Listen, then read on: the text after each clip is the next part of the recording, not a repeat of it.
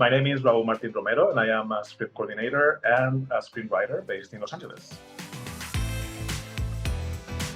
A script coordinator basically makes sure the script looks and is formatted the same way the showrunner and the network and the studio intend the script to be formatted and looked and how it reads. So it's not only proofreading, but also making sure it has the look that the showrunner wanted to have when they wrote the pilot, for example. So for example, sometimes the slack lines are bold and underlined. Sometimes it's just not bold, but they like to have double space in between dashes. We also take care of continuity and making sure that everything looks great when they, for example, delete or omit a scene.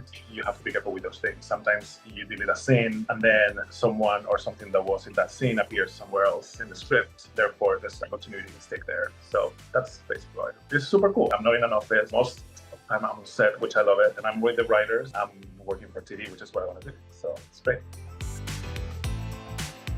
My journey is special or different because I got into this as an old age. Like I changed careers very late in life. So this is also a reminder that you can do whatever you want with nobody telling you you can or you cannot do this. I decided I wasn't happy before or fulfilled and I was not where I wanted to be. So I decided to change professions and I started assisting kind of like on mid-30s.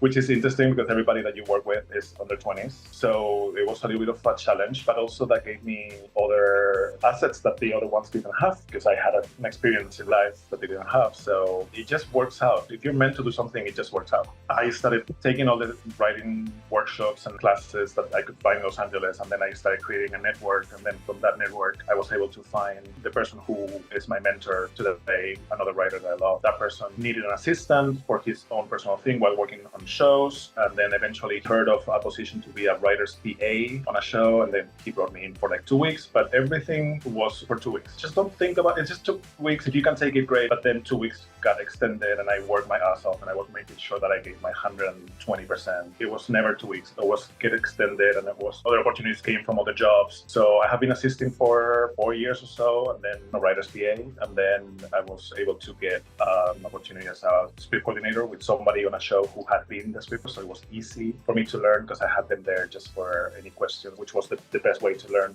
the profession. That was my first opportunity, and it's been like 4 shows now. While script coordinating, I was given the chance to write 2 episodes, so I'm super thankful. I'm very grateful.